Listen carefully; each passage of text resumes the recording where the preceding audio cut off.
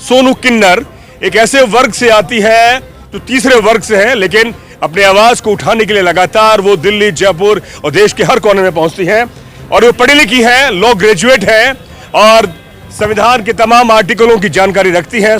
तो आपने तमाम ये बेड़ियां तोड़कर पढ़ाई करी और उसके बाद भी आप एक एकेडमी चला रही हैं। सबसे पहले तो मैं किन्नर समाज से हाथ जोड़कर विनती करती हूँ कि भाई ये जिंदगी बार बार नहीं मिलती। बाबा साहेब अम्बेडकर जी ने हमें अधिकार दिया है एजुकेशन का। अगर किन्नर आपके अड़ोस पड़ोस में है उसको इन दृष्टि से आप ना देके मदन लाल दिलावर जहाँ भी किसी भी धार्मिक या सामाजिक प्रोग्राम में शामिल होते हैं राजस्थान में, इनको जूते मारने का काम करना चाहिए आप लोग।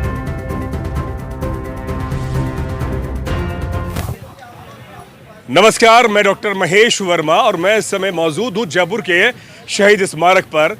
मुझे यहाँ पर उन विषयों पर बात करनी थी जिस विषयों पर को लेकर लोग आंदोलन करते हैं अपने न्याय के लिए, लेकिन मुझे एक ऐसी कार्यकर्ता मिली है जो मुझे कई आंदोलन में मिलती है। इनका नाम है सोनू किन्नर। एक ऐसे वर्ग से आती है जो तीसरे वर्ग से है, लेकिन अपनी आवाज़ को उठाने के लिए लगातार वो दिल्ली, जयपुर और देश के हर कोने में पहुँचती हैं। और वो पढ़ी लिखी है, लॉ ग्रेजुएट है और संविधान के तमाम आर्टिकलों की जानकारी रखती हैं। सोनू, सबसे पहले तो आपका बहुत बहुत शुक्रिया, आपको शुभकामनाएं आगामी संभावनाओं के लिए। सवाल ये कि आप एक ऐसे जमात से आती हैं जिस जमात को मतलब कि बहुत ज़्यादा उसको सम्मान नहीं मिलता, उसको अनटचेबल समझा जाता है ना, सामाजिक तौर पर स्वीकार्य नहीं है। तो आपने तमाम ये बेड़ियां तोड़कर पढ़ाई करी और उसके बाद भी आप एक एकेडमी चला रही हैं, तो क्या कहेंगे आप? सबसे पहले तो मैं किन्नर समाज से हाथ जोड़कर विनती करती हूँ कि भाई ये ज़िंदगी बार बार नहीं मिलती। बाबा साहेब अम्बेडकर जी ने हमें अधिकार दिया है एजुकेशन का। अगर हम पढ़ लिख जाएंगे, एक देश का सभ्य नागरिक बन जाएंगे। ये मनुवादी सरकार नहीं चाहती कि भाई किन्नर पढ़ लिख कर समाज में एक अच्छा नागरिक बन। आज किन्नर समाज भी किसी भी प्रोटेस्ट में शामिल नहीं होता, लेकिन मैं पढ़ी लिखी हूँ, पोस्ट ग्रेजुएट बीएड और एक एकेडमी चलाती हूँ 10 साल से। मुझे ये सब अगर मेरे पापा और मेरे मम्मी पापा, मेरे भाई और मेरा साथ देते और मेरा फैमिली और मेरा जो टीचर है उसका बात करती हूँ और बाबा साहब को मैं अपना आदर्श मानती हूँ। अगर तो हमें पढ़ाई का कोई अधिकार नहीं था, हमारी तो जिंदगी एक पशु के समान होती थी। पहले किया है और 1 साल का कंप्यूटर कोर्स कराया। 10 साल से मैं अपना एक फ्री कोचिंग सेंटर चलाती हूँ। जो किन्नरों में रुपया मेरा आता है इनकम, वो मैं गरीब बच्चों की पढ़ाई पर लगाती हूँ। मेरा तो जन्म समाज के लिए हुआ है और बहन डॉक्टर रितु के प्रोटेस्ट में भी मैं गई हूँ। और भाई क्या बचपन से आई या कोई ऐसा आपको गौरव मिला कि हाँ पढ़ना चाहिए? मेरे पापा बाबा साहेब अम्बेडकर जी मानते हैं। कांडो था 2 साल पहले 18 मार्च को मानेसर में उनकी का मर्डर हो गया था। मेरे भाई बाबा साहब को मानता था, मान्यवर काशीराम जी के साथ काम किया। मेरे भाई का मर्डर होया ना, जय भीम जय भारत लिख रखा था। मेरे भाई को मर्डर इसलिए किया गया कि भाई मेरा भाई बाबा साहब के रास्ते पर चलता है, लेकिन मैं घबराने वाली नहीं हूँ। मेरा तो जन्म खराब से, लेकिन अपने बहुजन समाज के सोए हुए बहुजन समाज को जगाने का जो काम मैं करती हूँ भाई, मैं तो आप लोगों से भी हाथ जोड़कर विनती करती हूँ। जो किन्नर आपके अड़ोस पड़ोस में है उसको इन दृष्टि से आप ना देके, अगर उसको अच्छी शिक्षा दोगे वो भी भारत का एक सभ्य नागरिक बनेगा और वो भी रोजगार मिल सकता है उसे, वो भी समाज में एक अच्छी डेवलप कर सकता है। किन्नर को राजस्थान में एक पुलिस में लग गया था 2008 के बैच से और सुप्रीम कोर्ट ने उसको अब बहाल किया है वो, और एक जज भी बनाया है, 2-3 ये एडवोकेट भी है। मतलब खुशी है भाई। मैंने भी जब मैं 10वीं पढ़ा करती मैंने पता चला बाबा साहेब अम्बेडकर जी ने हमारे देश के लिए ये किया, तो मैंने बहुत खुशी हुई कि ज़िंदगी बार बार नहीं मिलती। मैं भी जन्म में कुछ ऐसा करके जाना चाहती हूँ कि भाई कल न मैं मरूँ तो मैं शान से मरूँ, कोई मुझे याद करे कि भाई किन्नर होया करती सोनू महम के पास खरकड़ा गांव की रहने वाली, जो बच्चों के लिए ऐसा काम करके गई, समाज के लिए एक मार्गदर्शक बनकर गई। और मैं तो ऐसा काम करना चाहती हूँ। ज़िंदगी बार बार नहीं मिलती, अच्छा करूँगी तो लोग मुझे अच्छा कहेंगे, गलत करूँगी तो गलत कहेंगे। किन्नर समाज है ना, ये भाई पाखंड में अंधविश्वासों में ज्यादा बढ़ा हुआ है। लेकिन बाबा साहेब अम्बेडकर ने संविधान में आर्टिकल 13 में बोल रखा है, संविधान से पहले जो डेट को संविधान लागू हुआ था उससे पहले के जो धार्मिक ग्रंथ है ना, वो एक कलम से बाबा साहेब ने शून्य घोषित कर दिए थे।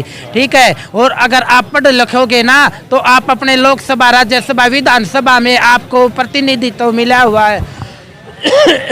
आप इलेक्शन लड़ो, आप अपने नौकरियों के फार्म भरो। और ये जो अपने जो बुजुर्ग किन्नर हैं उनके लिए भी भाई मैं तो कहती हूँ कि सरकार से कि 10,000 पर मंथ उनको सैलरी पेंशन मिलनी चाहिए, क्योंकि बुढ़ापे में जब तक वो कमाते हैं ना परिवार को अच्छे लगते हैं, बुढ़ापे में उनके टूटने के बाद उनको कोई रोटी नहीं देता। अगर उनको पेंशन अच्छी मिलेगी तो कोई उनकी केयर कर लेगा, ना तो उनका कोई वो नहीं है। यानी कि बुढ़ापे में ना तो वो नाच गा सकते हैं, नहीं किसी के कार्यक्रम में जा सकते हैं, तो उनकी जिंदगी तो बहुत ही बदहाल वाली होती है। यस यस, उनकी जिंदगी बहुत खराब होती है। और मैं तो एक अनाथ आश्रम बनाऊंगी अपने भाई फौजी के नाम से। भाई जो बुजुर्ग किन्नर है, जो हमारे समाज के बुजुर्ग माता पिता है, उनके लिए एक घर बनाना चाहती हूँ जहाँ वो एक अच्छी तरह से अपने जीवन यापन कर सके, उन्हें हर सुविधा वहाँ पे मिले।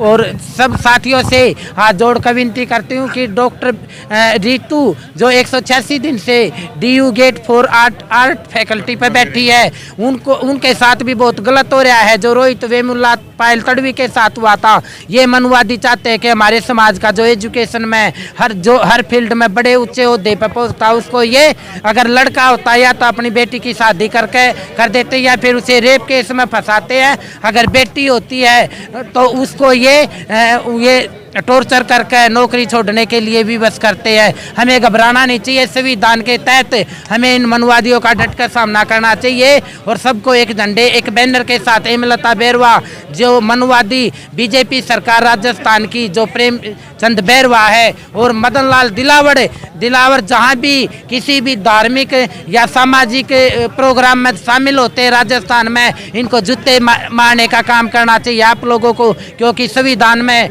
बाबा साहेब अम्बेडकर जी ने ऐसी सीट से इनको इसलिए हमें ऐसी सीट अलॉट की थी कि ये हमारे हक अधिकार संविधान की रक्षा करेंगे, हमारी बहन बेटियों के साथ गलत होता है आवाज़ उठाएंगे, किसानों के लिए आवाज़ उठाएंगे, रोजी रोटी कपड़ा के लिए आवाज़ उठाएंगे, रोजगार के लिए बेरोजगारी दूर करेंगे। ना तो सेना का जवान सुरक्षित है, न किसान सुरक्षित है और न बुजुर्ग माता सुरक्षित है। इनका जूते मारने का काम करो। 5-7 मंत्रियों का MLA का ठोकर मार दोगे ना, जूत मार दोगे, इनके सबकी अकल ठिकाना आ जाएगी। पूरे भारत के मंत्री या का अकल ठिकाना आ जाएगी। बहुत बहुत शुक्रिया। आखिरी सवाल, क्या अब आप दोबारा से अपने घर जाती हो, आपके माँ बाप से, भाई बंधुओं से मिलते हो आप? यस, मेरे फादर 2014 में जब मेरा BEd का रिजल्ट आया था, उसके 10 दिन के बाद एक्सपायर हो गए थे। और मेरा भाई अब 2 साल हो जाएंगे, अब 18 मार्च को NSG कमांडो था, मानेसर में पोस्टिंग। मम्मी है फैमिली में, 2 मेरी बहन है। सम्मान मिलता है मुझे? यस, मैं अपनी बहनों का जाती हूँ। राजस्थान गंगानगर में मेरी बहन ब्याह रखी है, तो मैं मेरी पूरी इज्जत करते हैं। कहते हैं कि भाई किन्नर हो चाहे किन्ने, हमारे दुख दर्द मागर है, हमने तो यो बढ़कर है, प्यारा है। चलिए, बहुत बहुत शुक्रिया। सोनू किन्नर एक संवेदनशील मुद्दों पर लगातार अपनी आवाज को बुलंद करते हैं। मेरी मुलाकात उनके जयपुर के शहीद स्मारक पर हुई और हमने इसके जीवन के बारे में पूछा।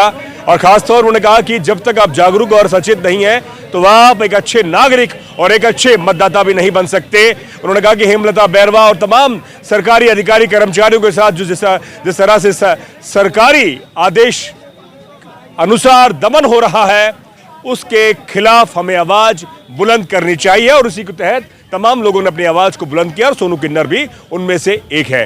मैं डॉक्टर महेश वर्मा, दीजिए इजाजत। शुक्रिया, धन्यवाद। वीडियो अच्छा लगा तो चैनल को सब्सक्राइब, वीडियो को शेयर और ज्वाइन बटन दबाकर आर्थिक मदद कीजिए।